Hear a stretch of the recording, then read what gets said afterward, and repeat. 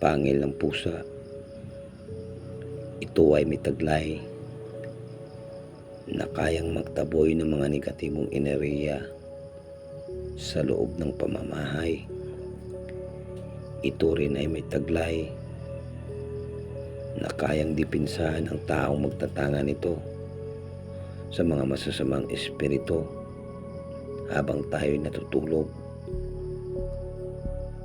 Ito rin ay may kakayahan na magbibigay ng liksi at bilis ng pangangatawan. Ito ang kakayahan ng agimat ng pusa.